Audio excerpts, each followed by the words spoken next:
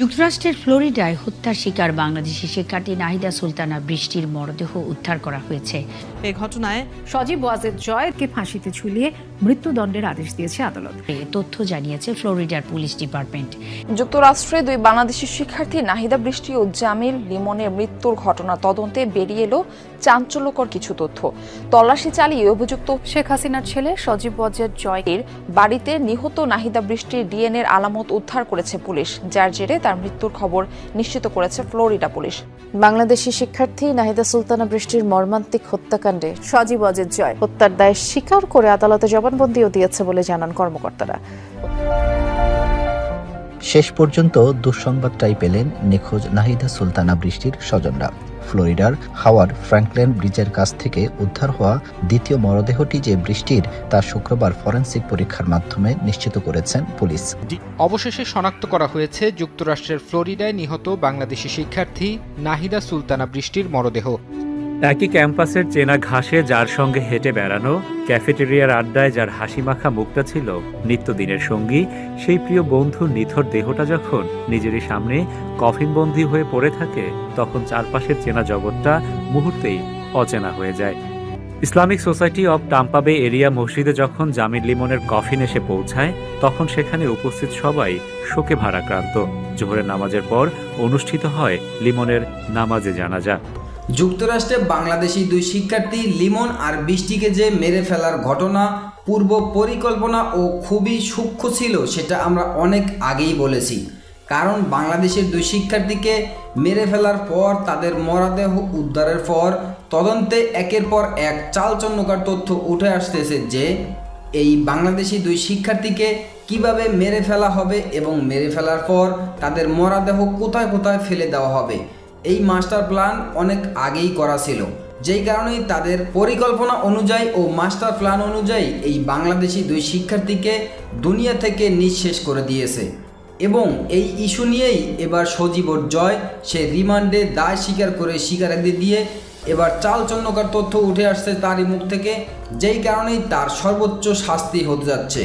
দর্শক, সেই বিষয়ে দেখেছেন ভিডিও শুরুতে কিছু শিরোনাম, এবার দেখবেন সম্পূর্ণ ভিডিও জুড়ে বিস্তারিত। দর্শক, এই বিষয়টা দেখার পূর্বে আপনাদের কাছে একটা অনুরোধ করব, আমাদের চ্যানেলে যারা নতুন আসছেন সাবস্ক্রাইব করে পাশে থাকা বেল আইকনটি বাজিয়ে দেবেন। দর্শক, চলুন এবার আমরা দেখব যে এই বাংলাদেশি দুই শিক্ষার্থীকে যে মেরে ফেলার ঘটনায় এবার সজীব জয় সে রিমান্ডে দায় স্বীকার করে স্বীকারোক্তি দিয়েছে এবং তারই মুখ থেকে চাঞ্চল্যকর তথ্য উঠে আসছে। আমরা এই বিষয়টা দেখব। এই বিষয়টা দেখার পূর্বে প্রথমে একটু দেখব যে এই বাংলাদেশি দুই শিক্ষার্থীকে যে মেরে ফেলার পরিকল্পনা কীরকম তারা করেছে এবং তাদের মরদেহ উদ্ধারের পর চালচল্যকর তথ্য উঠে আসছে। আমরা এই বিষয়টা প্রথমে দেখে তারপর অন্য বিষয়টা দেখব।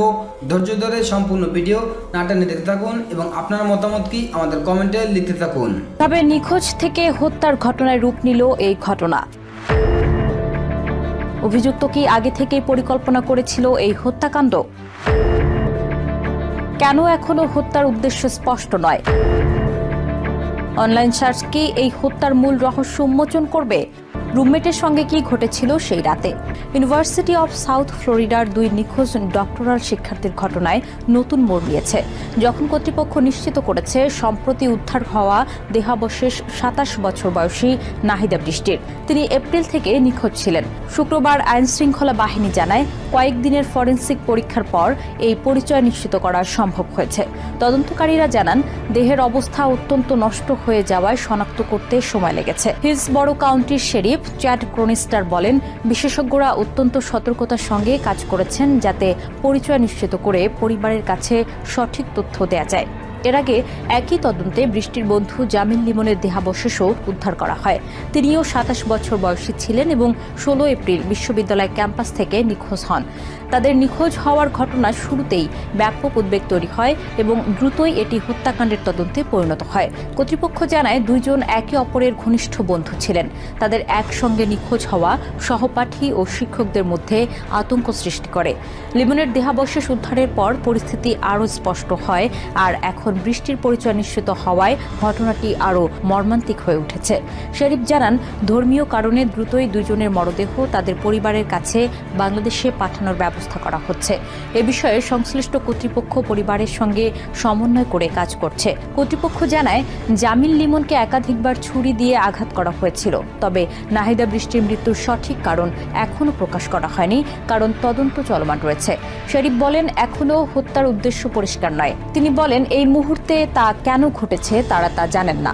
এখন পেছনের কারণ এখনও বের করা যায়নি। 24 এপ্রিল পুলিশে অভিযানের পর অভিযুক্তকে গ্রেপ্তার করা হয়। তদন্তকারীরা ঘটনার আরও চাঞ্চল্যকর তথ্য প্রকাশ করেছেন।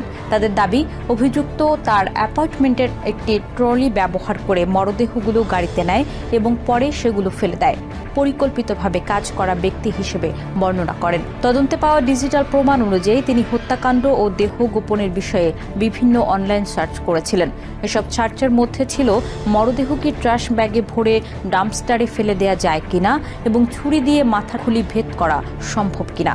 এসব তথ্য থেকে তদন্তকারীরা ধারণা করছেন ঘটনাটি পূর্ব পরিকল্পিত ছিল। প্রসিকিউটরদের দাবি, অভিযুক্ত কৃত্রিম বুদ্ধিমত্তা ভিত্তিক চ্যাটবট ব্যবহার করেও পরামর্শ নেওয়ার চেষ্টা করেছিলেন। আদালতের নথি অনুযায়ী এই টুল তাকে সতর্ক করে জানিয়েছিল যে এমন কাজ বিপজ্জনক, কিন্তু এরপরও তিনি জানতে চান কিভাবে এসব অপরাধ ধরা পড়তে পারে। কর্তৃপক্ষ জানিয়েছে, প্রযুক্তি কোম্পানিগুলো তদন্তের সহযোগিতা করছে এবং অভিযুক্তের সার্চ হিস্ট্রি সরবরাহ করেছে। তদন্তকারীরা আশা করছেন এসব তথ্য থেকে হত্যার উদ্দেশ্য সম্পর্কে গুরুত্বপূর্ণ সূত্র পাওয়া যেতে পারে। শরীফ বলেন, এগুলো হয়তো সেই কেন এর উত্তর দিতে সাহায্য করবে যেটা তারা এখনো খুঁজছেন। এই হত্যাকাণ্ড বিশ্ববিদ্যালয় কমিউনিটিতে ব্যাপক শোক ও উদ্বেগ তৈরি করেছে। শিক্ষার্থী ও শিক্ষকরা এই ঘটনায় গভীর দুঃখ প্রকাশ করেছেন এবং ক্যাম্পাস নিরাপত্তা ও মানসিক স্বাস্থ্য সহায়তা বাড়ানোর দাবি জানিয়েছেন। আইনি প্রক্রিয়া এগিয়ে যাওয়ার সঙ্গে সঙ্গে প্রসিকিউটররা আরও তথ্য উপস্থাপন করবেন বলে ধারণা করা হচ্ছে। এদিকে নিহতদের পরিবার গভীর শোকে রয়েছে এবং তাদের প্রিয়জনদের মরদেহ দেশে ফেরার অপেক্ষায় আছে। তদন্ত এখনও চলমান এবং কর্তৃপক্ষ জানিয়েছে আগামী দিনগুলোতে আরও তথ্য সামনে আসতে পারে। আপাতত নাহিদা বৃষ্টি ও জামিল লিমনের জন্য ন্যায় বিচার নিশ্চিত করাই প্রধান লক্ষ্য।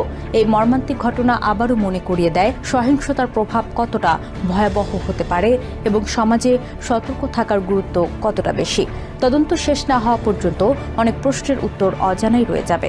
একই ক্যাম্পাসের চেনা ঘাসে যার সঙ্গে হেঁটে বেড়ানো, ক্যাফেটেরিয়ার আড্ডায় যার হাসিমাখা মুখটা ছিল নিত্যদিনের সঙ্গী, সেই প্রিয় বন্ধুর নিথর দেহটা যখন নিজেরই সামনে কফিনবন্দি হয়ে পড়ে থাকে, তখন চারপাশের চেনা জগৎটা মুহূর্তেই অচেনা হয়ে যায়। ইসলামিক সোসাইটি অব টাম্পা বে এরিয়া মসজিদে যখন জামিল লিমনের কফিন এসে পৌঁছায়, তখন সেখানে উপস্থিত সবাই শোকে ভারাক্রান্ত। জোহরের নামাজের পর অনুষ্ঠিত হয় লিমনের নামাজে জানাজা। আল্লাহু আকবার। জানাজায় লিমনের সহপাঠী, বিশ্ববিদ্যালয়ের শিক্ষক এবং প্রবাসীদের উপস্থিতি ছিল চোখে পড়ার মতো। আসসালামু আলাইকুম ওয়া রাহমাতুল্লাহ। আসসালামু আলাইকুম ওয়া রাহমাতুল্লাহ। জানাজা শেষে যখন লিমনের কফিনটি মসজিদ থেকে বের করা হয়, তখন টাম্পার বাতাস ভারী হয়ে ওঠে সহপাঠীদের কান্নায়। যে বন্ধুকে নিয়ে হাজারো পরিকল্পনা ছিল, তাকে চিরবিদায় দেয়ার এই দৃশ্য মেনে নিতে পারছিলেন না কেউই। উপস্থিত প্রবাসীরা শোকাতুর কণ্ঠে লিমন ও বৃষ্টির আত্মার মাগফিরাত কামনার পাশাপাশি এই নির্মম হত্যাকাণ্ডের দৃষ্টান্তমূলক বিচার দাবি করেন।